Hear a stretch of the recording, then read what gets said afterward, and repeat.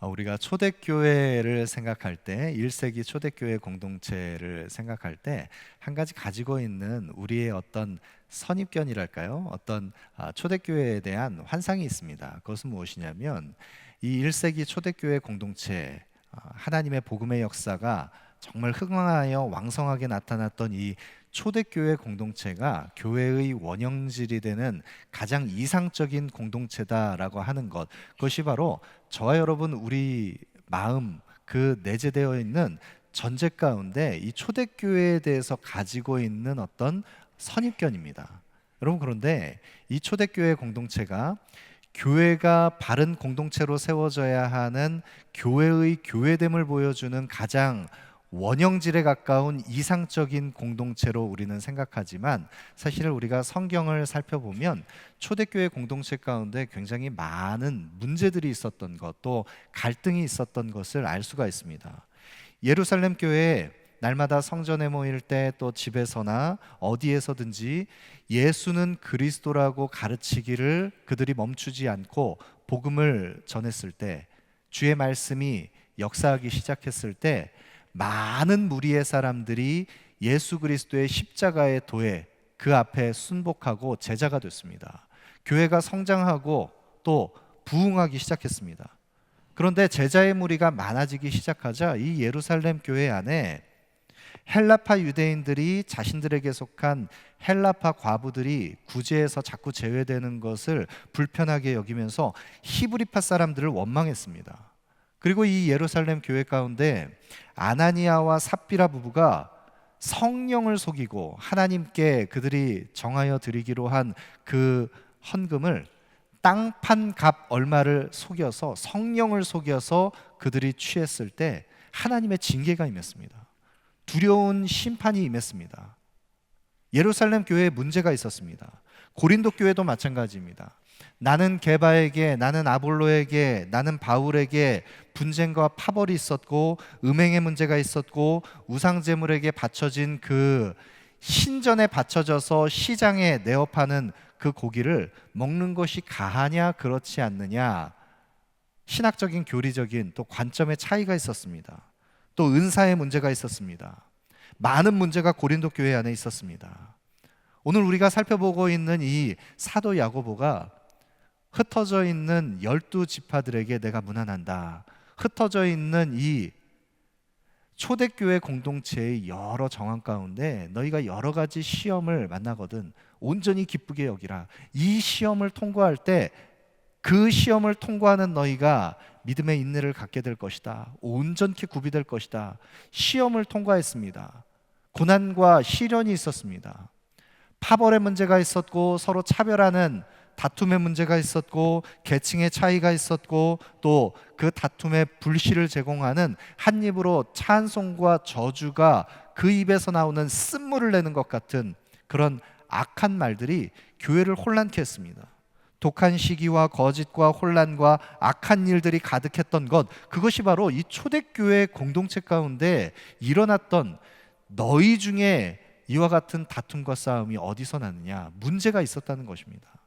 여러분, 이것은 초대교회 공동체뿐만 아니라 오늘 우리가 함께 공동체를 이루어서 믿음의 영적 가족을 형성하고 있는 오늘의 교회도 마찬가지입니다.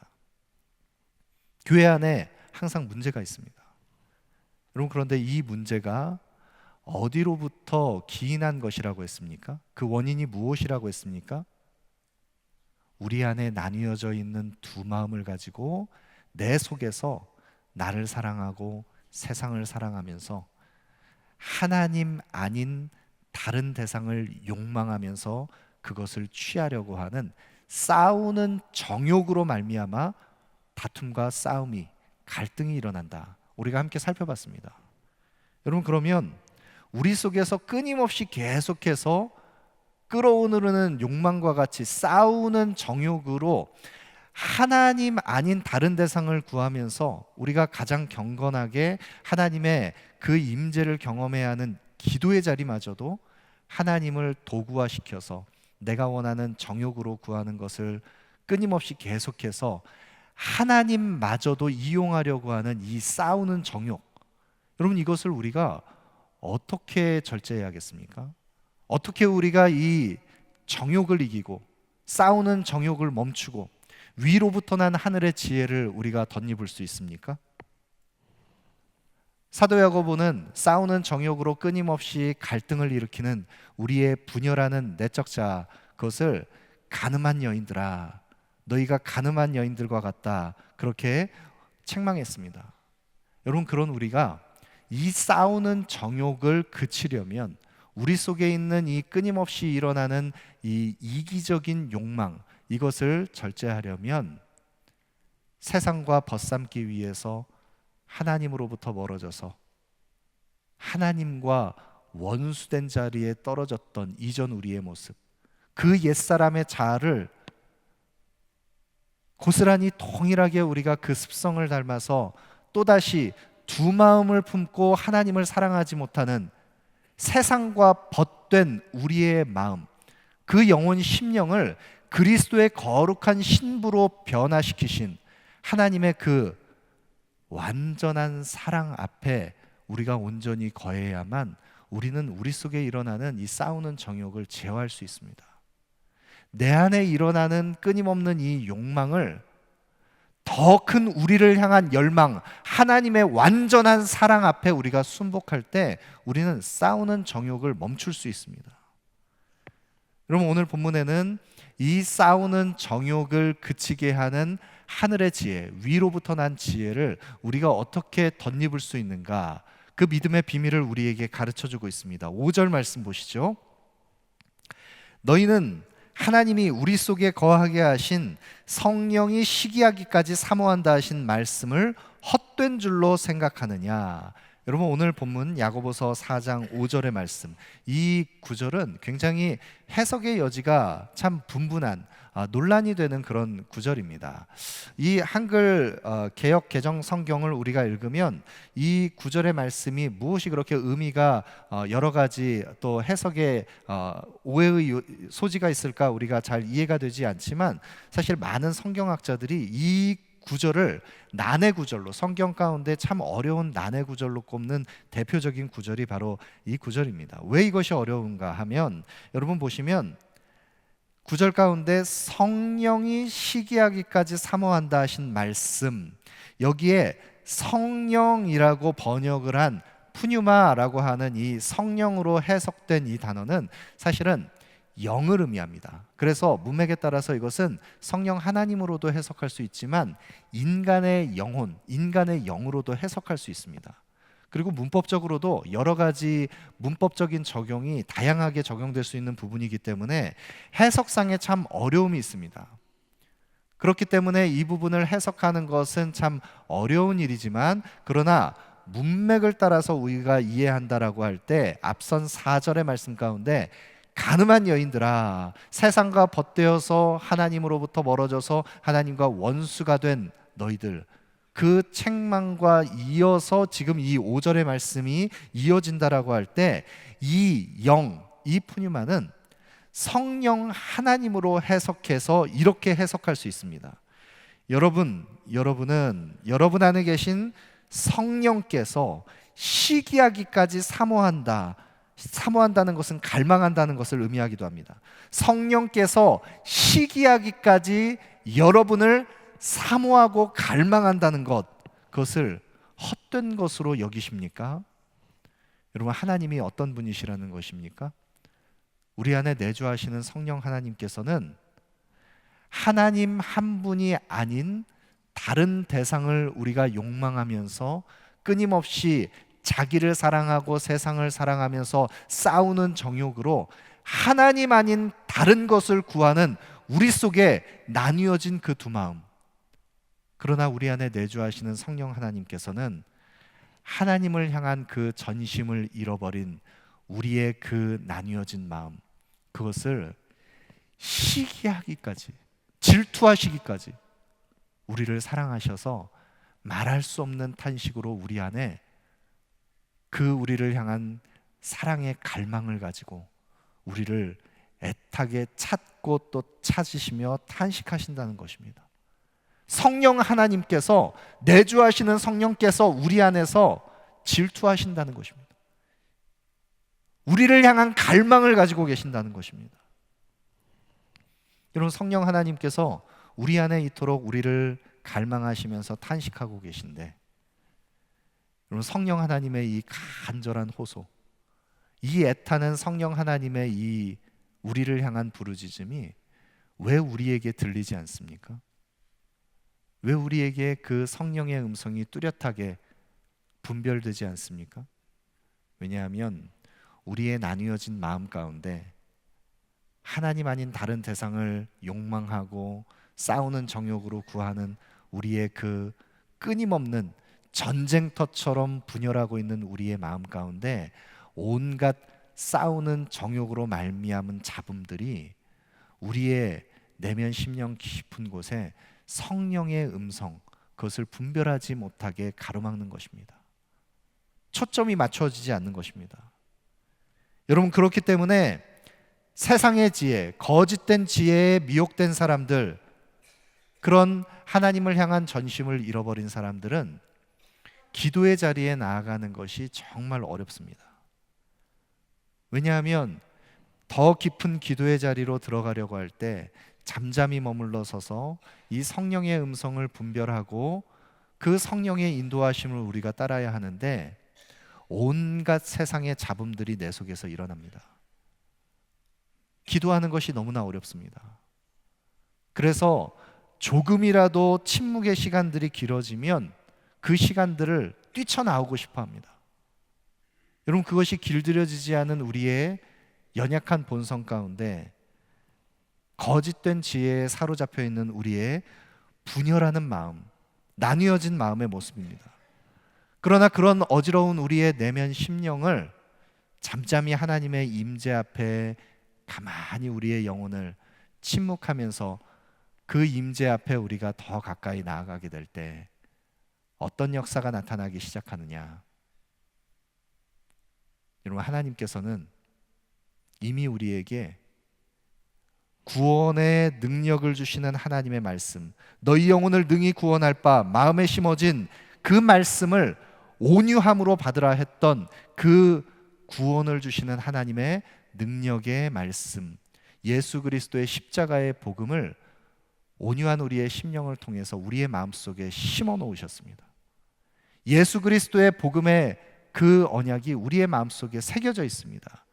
우리의 마음속에 온유함으로 받은 그 말씀, 심어져 있는 말씀이 주의 임재 가운데 더 가까이 나아가게 되면 그 말씀이 작동하기 시작합니다. 그리고 그 말씀이 우리 속에서 역사하기 시작할 때 그 말씀을 통하여 우리 안에서 말할 수 없는 탄식으로 우리를 시기하기까지 사랑하시는 하나님의 그 갈망, 우리의 나뉘어진 마음을 안타까운 마음으로 탄식하시면서 우리를 찾고 계신 그 성령의 음성이 말씀을 통하여 초점 맞춰지기 시작합니다. 우리의 기도의 자리가 회복되기 시작합니다. 그리고 그런 회복된 우리의 마음 심령 속에 나뉘어지고 균열됐던, 그래서 갈라져서 딱딱하게 굳어졌던 우리의 그 균열된 마음의 틈새로 싸우는 정욕이 우리 가운데 틈타서 우리를 혼란케 했던 그 속에 다시 주의 은혜가 우리의 메마른 심령 속에 적시기 시작해서 하나님께서는 더 큰 은혜를 우리에게 더해 주십니다. 오늘 본문 6절 말씀 보시죠. 그러나 더욱 큰 은혜를 주시나니 그러므로 이르렀으되 하나님이 교만한 자를 물리치시고 겸손한 자에게 은혜를 주신다 하였느니라. 여러분, 우리의 이기적인 옛자를 사랑하고 세상의 헛된 가치를 구했던, 그래서 끊임없이 다투고 싸웠던 그 싸우는 정욕에 이끌렸던 그런 나뉘어진 마음이 아니라 우리를 그리스도의 신부로 거룩하게 회복시키시는 더욱 큰 은혜, 그 큰 은혜가 누구에게 임하게 됩니까? 하나님께서는 교만한 자를 물리치시고 겸손한 자에게 은혜를 주신다 하였느니라. 여러분, 은혜는 겸손한 자에게 임합니다. 예수 그리스도의 그 구원을 주시는 십자가의 복음의 은혜, 온유한 심령으로 우리가 받았습니다. 그리고 우리에게 이미 주어져 있는 이 은혜를 압도하는 더 큰 은혜는 누구에게 주어지느냐? 겸손한 자에게 주어집니다.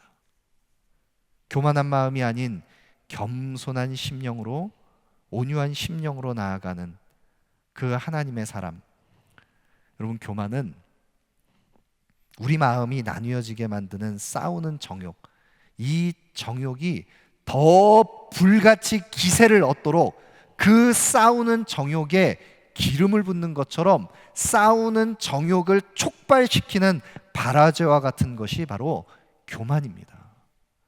여러분, 우리 속에 끊임없이 계속해서 끊임없이 들끓는 정념으로 일어나는 이 싸우는 정욕에 교만은 발화제가 됩니다. 그래서 교만한 마음을 품게 되면 우리 속에 끊임없이 계속해서 갈등과 다툼이 일어나게 되는 것입니다.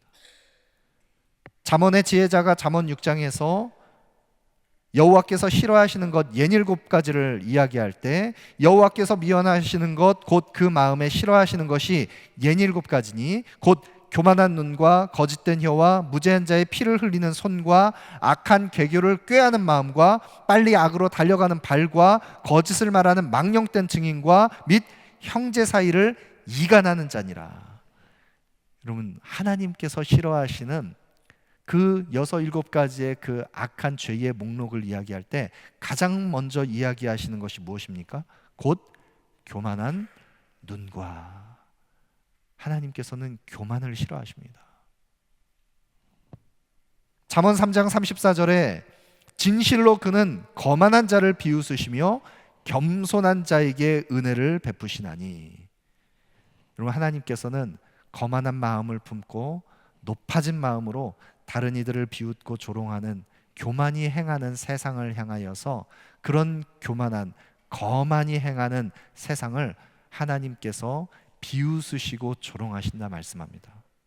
그리고 겸손한 자에게 은혜를 베푸신다 말씀합니다. 여러분, 여기에 이야기하는 겸손이라고 하는 이 단어 속에는, 겸손하다라고 하는 그 뜻 가운데에는 가난한, 또 마음이 상한 이런 의미가 함께 담겨져 있습니다. 누가 겸손한 자입니까? 그는 마음이 가난한 자입니다. 심령이 애통한 사람입니다. 여러분, 하나님과 사람 앞에 겸비한 마음으로 겸손한 심령, 마음이 가난한 심령을 가지고 있는 하나님의 사람들, 여러분, 이것은 불변하는 영적인 원리입니다. 여러분, 우리가 하나님께서 우리의 인생 가운데, 우리의 생애에 하나님께서 베풀어 주신 그 은혜를 경험했었던 순간들을 기억해 보십시오. 우리가 은혜의 시간을 지나왔던 그 시간들은 정확하게 우리의 마음이 가난했던 때입니다. 고난의 시간을 통과하면서, 시련을 지나가면서, 그것이 어떠한 과정이든 우리의 마음 심령 속에 마음이 가난하고 애통한 마음으로 하나님 앞에 겸손하게 하나님 한 분만을 구했던, 전심으로 하나님만을 찾았던 그 시간 가운데 하나님 은혜를 부어주셨습니다. 여러분, 우리 주변에도 하나님의 사랑 앞에 그 친밀한 사랑을 경험하시는 분들을 한번 주변에 생각해 보십시오. 그런 분들은 정확하게 하나님과 사람 앞에 겸비한 마음, 가난하고 애통한 마음을 가진 겸손한 영혼들인 것을 알 수가 있습니다. 여러분, 하나님께서는 겸손한 심령, 마음이 가난하고 애통한 하나님 한 분만을 구하는 영혼에게 이미 우리에게 허락하신 예수 그리스도의 복음의 은혜, 그 은혜를 압도하는 더 큰 은혜로 우리와 함께 하십니다. 그리고 나뉘어진 우리의 마음을 치유하시고 우리를 그리스도의 신부된 자로 거룩하게 변화시켜 가십니다. 여러분, 그러할 때 우리가 하나님의 이 은혜 가운데 더 큰 은혜를 덧입기 위해서 우리가 순종으로 나아가야 할 오늘 본문의 7절부터 10절까지의 말씀까지에는 5가지의 명령이 나옵니다.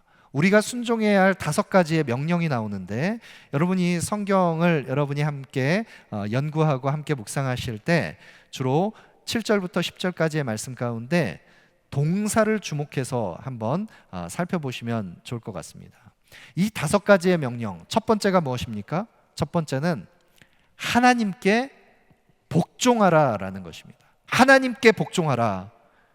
7절 상반절에 그런즉 너희는 하나님께 복종할지어다. 하나님께 복종하라. 복종한다는 것은 무엇을 의미하는 것입니까? 여러분, 이 복종이라는 것은 무엇 아래에 종속되어 들어가는 것을 의미합니다. 그런데 이 복종은 굴종이 아닙니다. 내가 힘에 의해서 강제해서 억압당해서 그 아래 굴종하는 비굴한 그런 복종이 아니라 그 통치와 권세 아래, 내가 복종하는 대상의 주권과 통치 아래 겸손하게 나아가는 것, 그것이 바로 복종입니다. 여러분, 하나님께 복종하는 사람들은 하나님의 주권과 하나님의 다스리심, 하나님의 말씀 앞에 순복하는 사람들입니다. 하나님의 말씀의 다스리심을 받고 우리의 내면을 비춰보면서 십자가의 도, 그 십자가의 도를 따르기 위해서 진리의 말씀이 우리의 어두운 심령을 비추면 우리의 모든 어두움이 드러날 때 주께서 우리에게 순복하라 명하시는 그 말씀을 따라서 하나님의 말씀에 순종할 수 있는 자가 되는 것, 그것이 바로 하나님께 복종하는 하나님의 사람들입니다. 여러분, 그런데 하나님께 복종해야 할 우리가 하나님께 복종하지 않고 자기의 이기적인 자아의 욕망을 따라서 내가 구하는 세상의 그 가치를 쫓아서 싸우는 정욕에 압도돼서 세상에 우리를 미혹해야 하는 세상의 가치에 악한 본성대로 우리가 굴복하면서 불의의 도구가 될 때가 있습니다. 죄의 종노릇할 때가 있습니다. 그런 우리가 겸손하게 하나님의 얼굴을 구할 때 우리는 하나님의 말씀 앞에 하나님께 복종하는 자가 됩니다.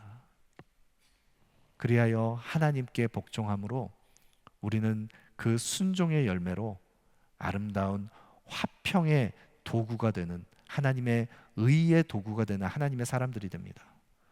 두 번째로 하나님께 복종하는 자는 그 다음으로 어떻게 하늘의 지혜를 덧입는가? 7절 중반부터 보시면 마귀를 대적하라, 그리하면 너희를 피하리라.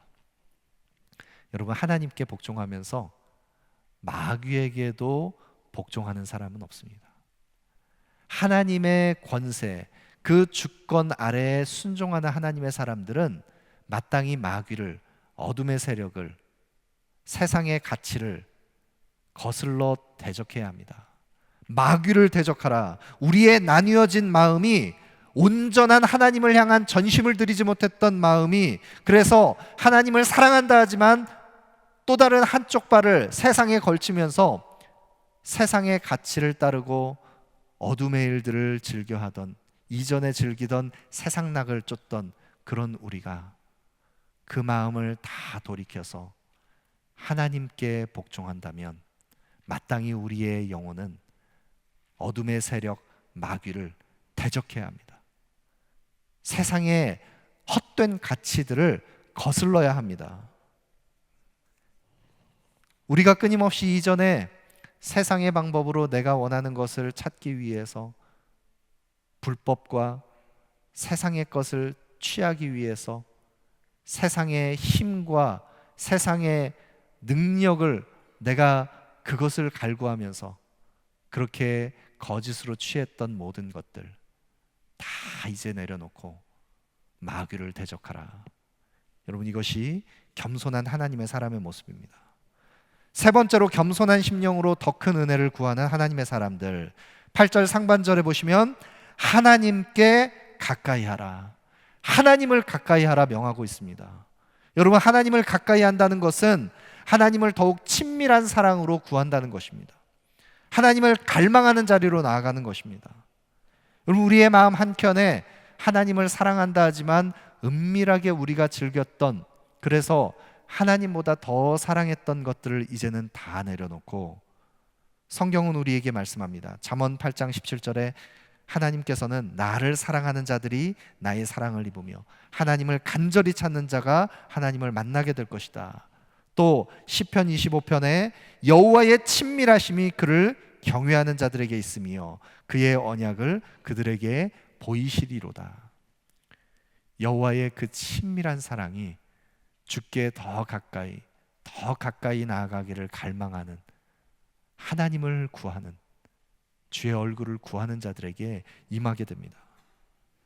네 번째로, 겸손한 심령이 더 큰 은혜를 구하기 위해서 하나님 앞에 어떤 모습으로 서느냐?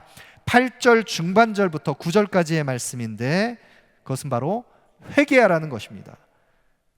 8절 중반절부터 9절 말씀을 보시면, 죄인들아 손을 깨끗이 하라, 두 마음을 품은 자들아 마음을 성결하게 하라, 슬퍼하며 애통하며 울지어다, 너희 웃음을 애통으로 너희 즐거움을 근심으로 바꿀지어다.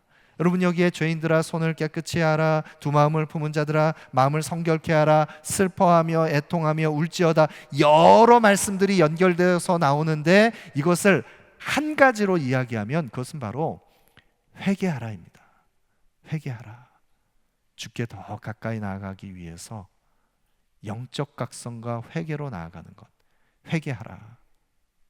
여러분, 이 회개는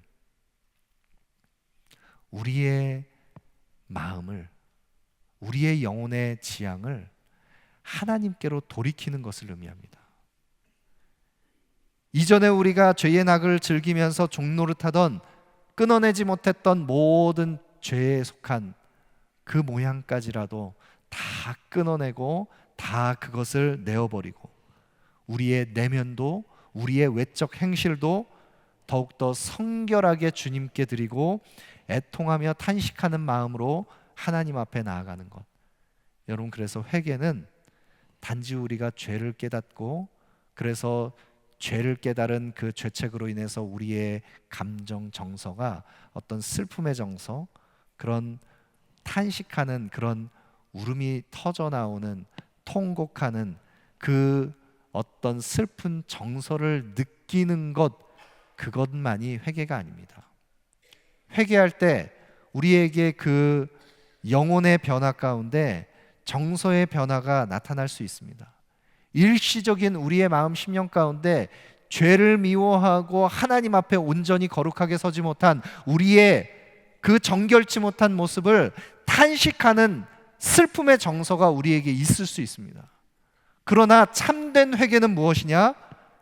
영적 각성의 변화가 일어난 참된 회개는 슬픔의 정서를 경험하는 것 정도가 아니라, 그 슬픔의 정서에 우리가 조금 더 그 정서에 나아가려고 어떤 우리의 무익한 결단과 인간의 의지를 들여서 그 슬픔을 자아내려고 하는 그런 회개가 아니라, 죄와 사망의 법에서 우리를 해방시키신 생명의 성령의 법이 우리 속에서 역사하셔서 우리의 외적 행실과 우리의 마음의 지향이 그리스도를 향하여 죄의 길에서 의의 길로 완전히 돌이키는 것, 그것이 바로 참된 회개입니다.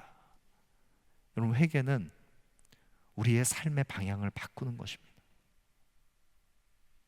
우리의 손을 깨끗이, 부정했던 우리의 외적인 행실로 나타나는 모든 부정한 것을 끊어내고, 우리의 내면에 하나님이 기뻐하시는 거룩을 향하여 우리의 내면 심령을 돌이키고, 그래서 슬퍼하며 애통하며 탄식하며 우리 안에서 두 마음으로 나뉘어졌던 그 참된 신랑을 사랑하지 못했던 그 마음을 시기하기까지 사랑하시는, 우리를 갈망하시는 성령 하나님의 그 음성을 듣고 우리도 함께 탄식하며 마음의 방향을 돌이키는 것, 그것이 바로 참된 회개입니다.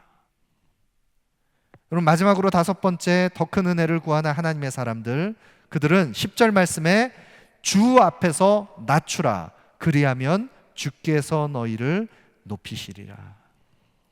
주 앞에서 낮추라. 우리에게 너희의 영혼 심령 주 앞에서 낮추라 명합니다. 여러분이 낮추라라고 하는 이 명령은, 주 앞에서 낮추라라고 하는 이 뜻은 겸손하라라는 말씀과 동일한 말씀입니다. 같은 의미입니다. 그러니까 거듭 강조하고 있는 것입니다. 주 앞에서 낮추라. 겸손하고 겸비한 마음 중심 영혼으로 하나님 앞에 나아가라. 그리하면 주께서 너희를 높이시리라. 우리의 신분과 지위가 높아지기 위해서 우리를 낮추는 것이 아닙니다.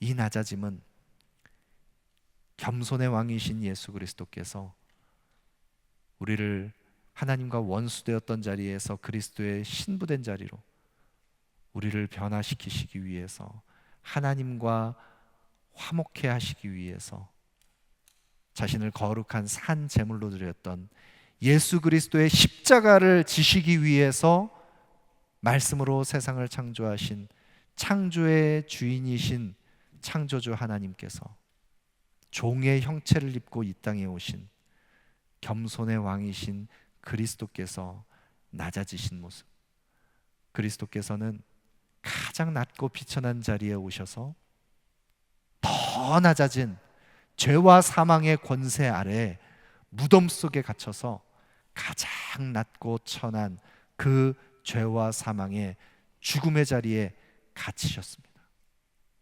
그런 겸손의 왕이신 주님께서 가장 낮고 낮은 자리에 임하셨을 때 그는 하늘의 영광을 십자가의 부활을 통해서, 그 부활의 영광을 통해서 다시 부활 승천하셔서 가장 높고 영화로운 하늘 보좌에 주님 거하십니다. 그리고 그리스도의 신부로 우리를 변화시키신 우리 모두를, 그리스도와 함께 십자가에 못 박힌 나, 우리 모두를, 그 십자가를 통과한 우리들을, 그 낮아진 우리들을, 그리스도와 함께 죽은 우리를 하늘 보좌, 신랑의 보좌 앞에 둘러선 정결한 거룩한 신부로 우리 모두를 아름답게 회복시키십니다. 여러분, 그날이 오면 우리의 모든 슬픔이 변하여 춤이 될 것입니다. 그리고 우리의 낡은 베옷을 다 벗어버리고 기쁨으로 띠띠우게 될 것입니다. 그리고 그리스도께서 우리에게 제 대신 화관을, 슬픔 대신 찬송의 옷을 입게 하시며 주의 아름다운 영광 안에서 거룩한 그리스도의 신부로 우리 모두를 아름답게 회복시키실 것입니다. 그날이 오기까지 그리스도께서는 우리를 더욱 큰 은혜로, 하나님의 그 놀라운 은혜로 우리를 끝까지 모든 고난의 시간을 견디게 하시며 승리케 하십니다. 우리 모두가 이 더욱 큰 은혜를 갈망하며 그리스도와 함께 동행하는 우리 모두의 삶이 되기를 소망합니다. 그리스도의 순결한 신부로 아름답게 하나님 앞에 서는 우리 모두가 되기를 소망합니다.